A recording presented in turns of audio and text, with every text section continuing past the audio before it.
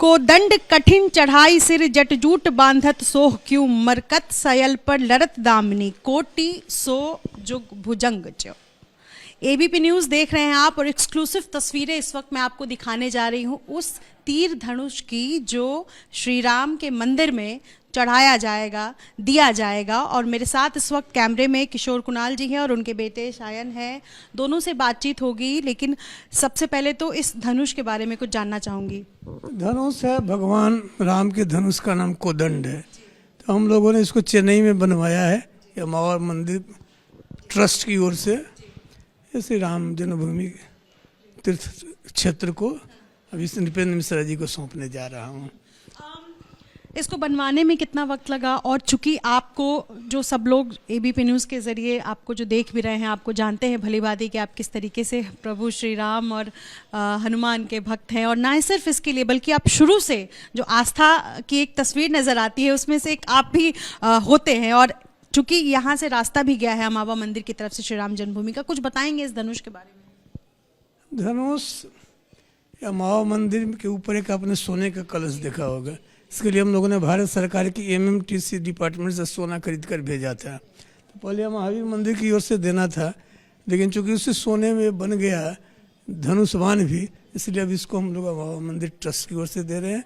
मिथिला और बिहार की ओर से अयोध्या का जो संपर्क हुआ, संपर्क सूत्र बना, उसी धनुषबाण के चलते हुआ। धनुष भंग हुआ, भगवान राम और सीता जी का परिणय हुआ।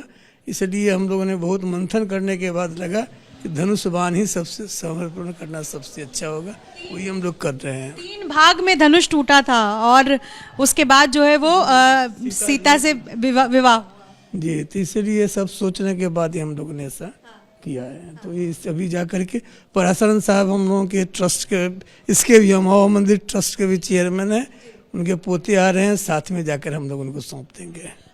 क्या यही धनुष श्री राम की जो मूर्ति आई है, जो विग्रह आया है, उस पर ऐसा है?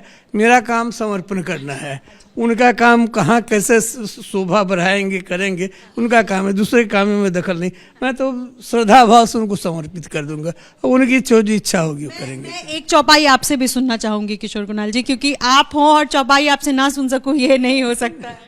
बंदो बाल रूप से रामु सबसे सुलभ जपति सुनामु मंगल भवन मंगल हारी द्रवों सुदशरथ अजीर बिहारी।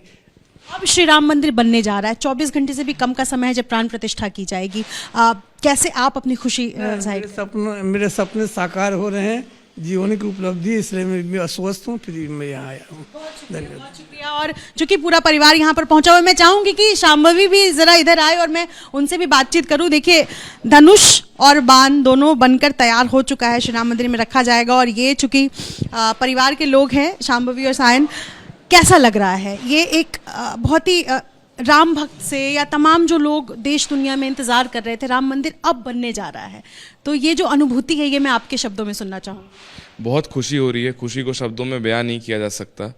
इसके अलावा पापा को जब देखता था अयोध्या पर, वो शोधपूर्ण पुस्तक लिख रहे थे, उनसे उतनी बात नहीं हो पाती थी, दिन भर वो रिसर्च में लगे रहते थे। तो कभी कभी ये फील होता था कि पापा से उतना संपर्क नहीं हो पा रहा है।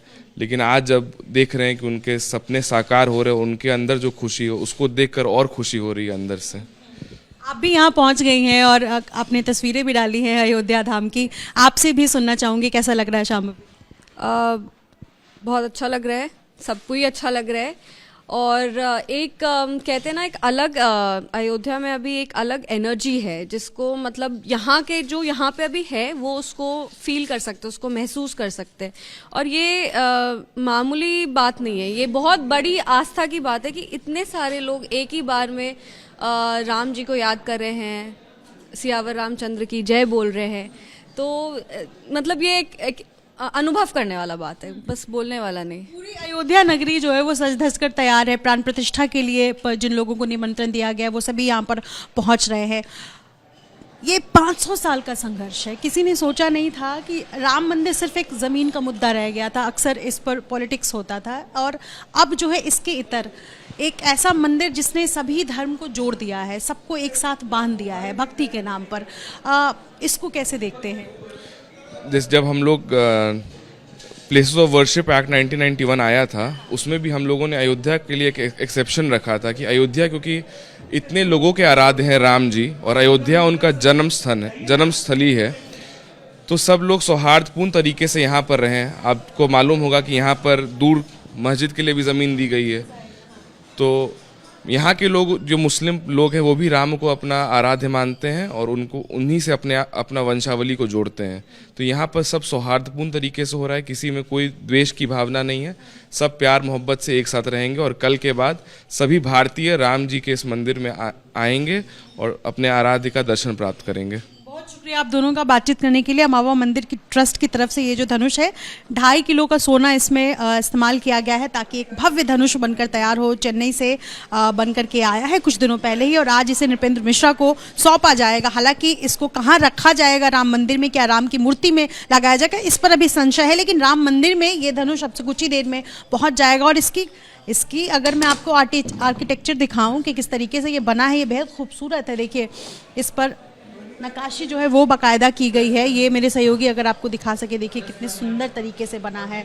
और कुछ ऐसा ही वर्णन त्रेता युग में भी किया गया था, जब कोदंड जो कि राम का धनुष था, कहा जाता था कि उसके बाण भेद करके ही वापस आता था। इस तरीके का वर्णन जो है वो किया गया है। और जब राम कोदंड को यानी धनुष को रखते थे तो उस किस तरीके से सुशोभित होता था, इसका भी वर्णन है कि ऐसा लगता था कि पहाड़ पर 2 सांप एक दूसरे से लड़ रहे हो। इस तरीके का वर्णन जो है वो किया गया हुआ है। अपने सहयोगी जितेंद्र के साथ निधि श्री, ABP न्यूज़ अयोध्या।